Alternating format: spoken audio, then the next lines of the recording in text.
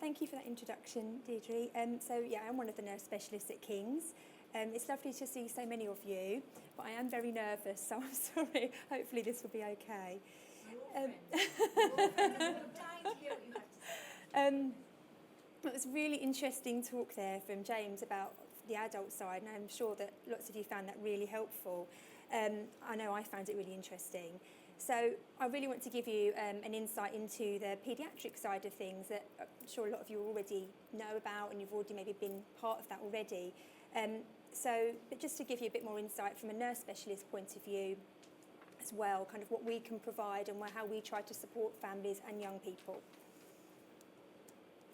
So I'm just going to give you a bit of an overview of the services that we provide at King's, in particular our transition service, the role of the nurse specialist, talking a bit more about the clinics that we run there. So there's different types of clinics that we run at King's. We refer to as our pre-transition clinic, but we're trying to kind of move away from that and call it an adolescent clinic. About our moving on day, and then just to give you an overview of the talk in general.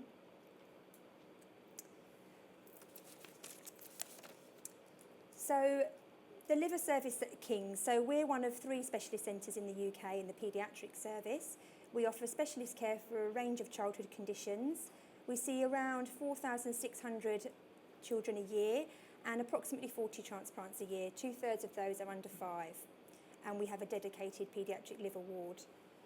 The adult liver service at King's is a regional expert centre which provides specialist care for a range of liver conditions, and we do approximately 200 transplants a year, so much bigger service obviously.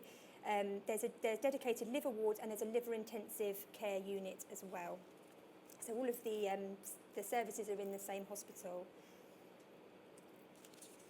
And this is just to give you a quote about transition. So it's obviously quite wordy, but basically what it's just trying to say is that transition is a process rather than an event, and that it might start at different times depending on individual needs. So for some young people, we may see them in our transition service at the age of 12, and for some parents they think that's quite young, but actually it's just about starting that when it's right for that person. So for some 12-year-olds, they're really keen to know more about their condition and to have more information, so that might work for them, whereas for some young people, they're not ready for that yet, and that's fine. We might see them a bit later. So this information is taken from an article in a nephrology journal which talks about the differences between paediatric and adult units. But this may not always be the case for the centre that you're seen at. So often in the paediatric side, you're seen as a family, so you go into your clinic appointment with your parent or siblings. On the adult side, quite often you're seen on your own. On the paediatric side, there's quite a large multidisciplinary support and a lot of psychological support. Sometimes in adult services, there may not be as much support there, but see, that seems to be changing now. There's a lot fewer patients on the paediatric services. Adult services have much larger patient volumes. We talked earlier about the specialist knowledge. So obviously within paediatrics, the paediatricians that you see will have lots of experience dealing with quite specialist rare liver conditions in children. And on the adult services, this may be new to them and they may be learning, so the experience may not be as wide. And then we've talked about the medications as well.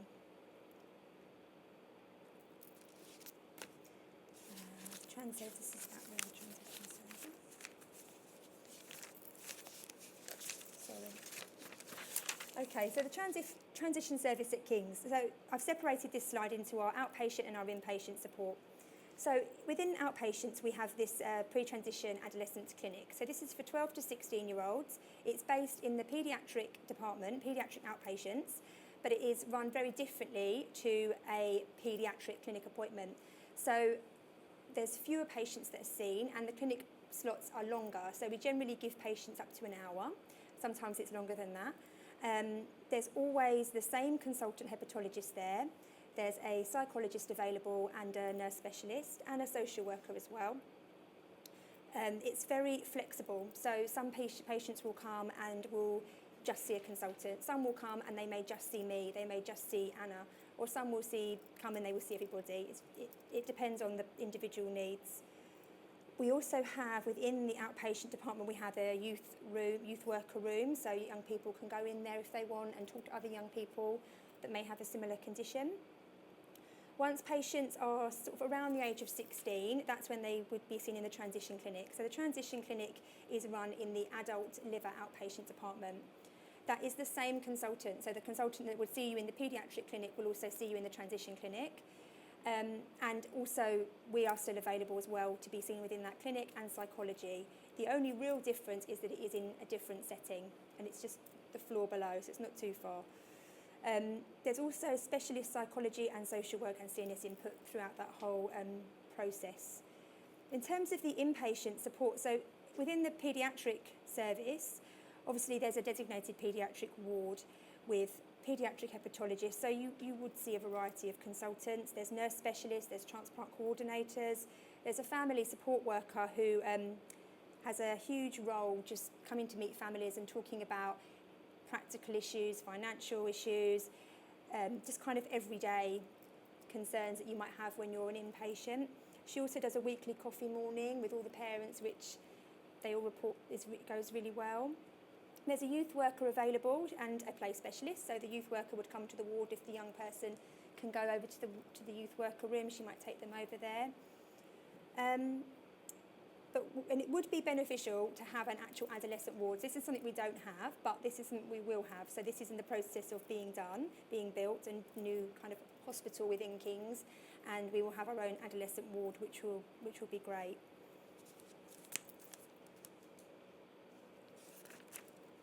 So this is the multidisciplinary team, which I've kind of talked a bit about already. But at King's, we have one consultant paediatric hepatologist, which is Dr. Samin, who some of you may know. The liver nurse specialist team, so there's 5 of us in the team, but myself and my colleague Lisa just look after patients of the age of 12 and onwards, so just to give some consistency really. There is Anna, who you met this morning, who is our adolescent clinical psychologist, and she follows people right through to the age of 25, so she's a nice kind of consistent person. There's specialist social workers on paediatric and adult services, transplant coordinators within both services as well, pharmacist and a liver transplant surgeon who you've met today. Within the team as well, our consultant has links with other professionals within the hospital. So sometimes young people might come to the clinic and they may have some issues that our consultant might want to speak to the sexual health consultant about. So they may have issues with periods, heavy periods, things like that. And she has those direct links, so that person can come and see the patient as well, or give advice. Or if you've got a patient with autoimmune liver disease, we have links with the adult rheumatology consultant if there's any rheumatology issues or anything else that's going on. We've got set people there as well. So the role of the nurse specialist.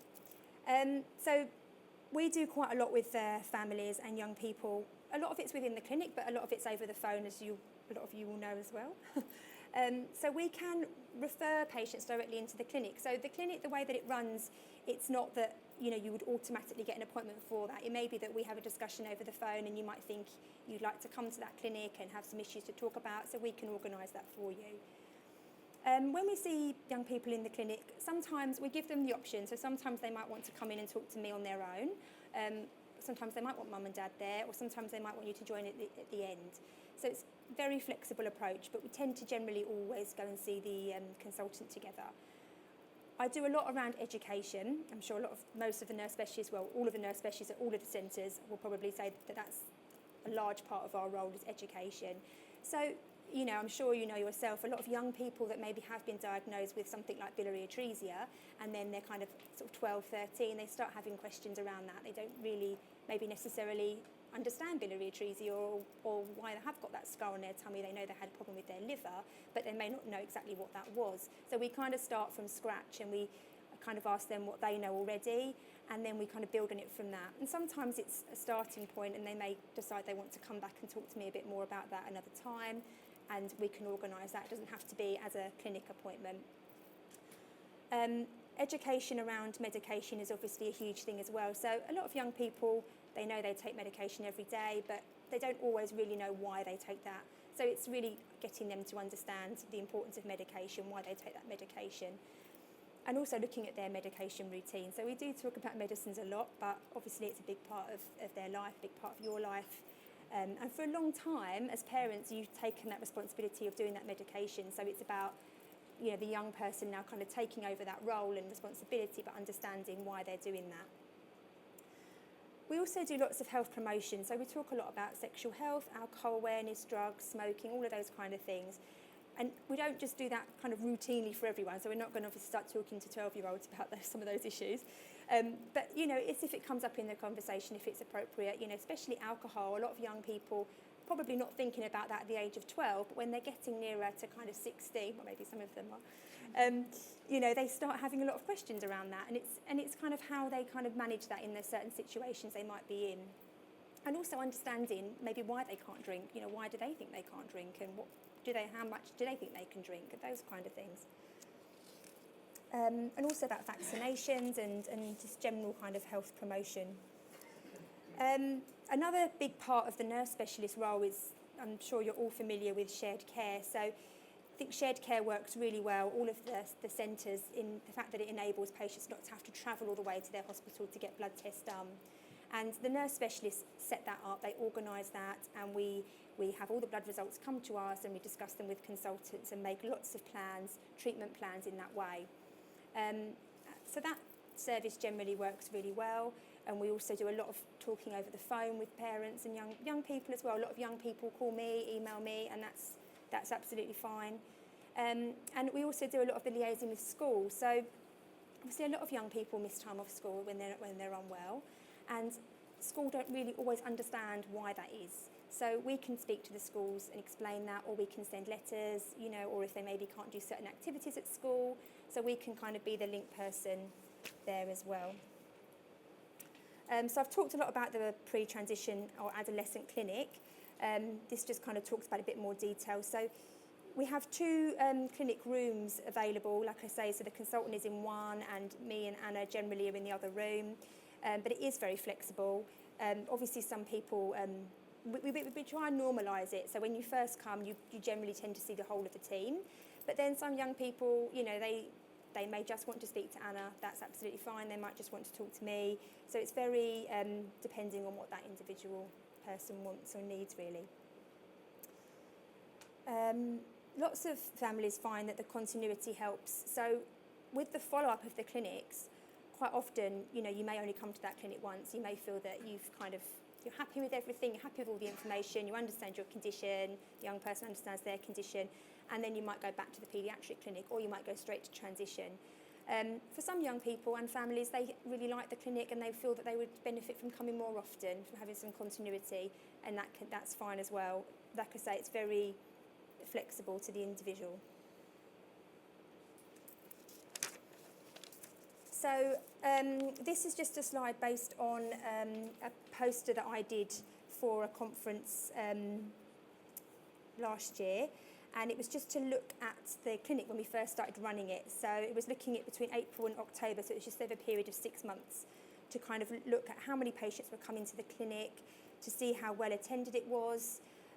We looked at some of the most common reasons that patients attended. So initially, a lot of patients were just coming if they were having issues with medicines, or if they were having other psychological issues going on. The main conclusions that were drawn from the clinic was that it highlighted that there is a need for an individual approach to adolescent care, which we keep talking about. So, you know, one hat doesn't fit all sort of thing. It is very individual. You know, what works for one may not necessarily work for somebody else. And it focuses a lot on early intervention. So that's what we think is really key, is to try and give a lot of input early on.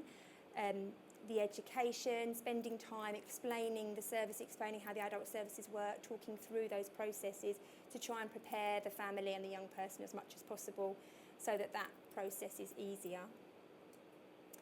The feedback from the clinic on the whole has been quite positive. We're hoping to expand it. At the moment, we only run it twice a month. And because of the longer slots, we only have about 6 patients. So hopefully we'll be able to expand that and have more slots available in the future. So the moving on day, this is something that really Anna should probably be talking about. So we've run 2 of these at King's so far. So the aim of the day was to invite young people and their parents to the hospital to provide more information on transition into the adult services, as well as having the opportunity to talk more about the issues that young people face living with a chronic liver condition. So how we generally tend to run the day is to have young people and parents, and we tend to split them up into groups and do lots of kind of group exercises, sharing experiences. We have young mentors, which the younger people feedback is they find that really beneficial. And those young mentors are people that are under King's, that have kind of either undergone transplants or have chronic liver conditions, and they come back and talk about their experiences. And the young people can just kind of write questions down anonymously, and then the young mentor would answer that question within a group, and they find that's really helpful. So feedback from the days have been very positive. 87% of parents said that the day left them feeling more optimistic about their child's future. We asked all young people, parents and mentors to complete a questionnaire about the day, and the responses indicated that the day was successful in meeting the aims with young people, parents and young mentors. They all rated the day as very enjoyable and helpful. So in conclusion, every young person is different. So we keep saying that, but I think that's what we all realise, that an individual and flexible approach is what works best. We feel that young people and families benefit from a wider team, from consistency, so from having psychology, nurse specialists, social work, having all of these people available and seeing the same people again. So, and also that transition is a process. So it's not just that about you're in transition clinic, then that's it. It's about kind of preparation and moving into the services gradually and at a pace that you feel comfortable with. That's it.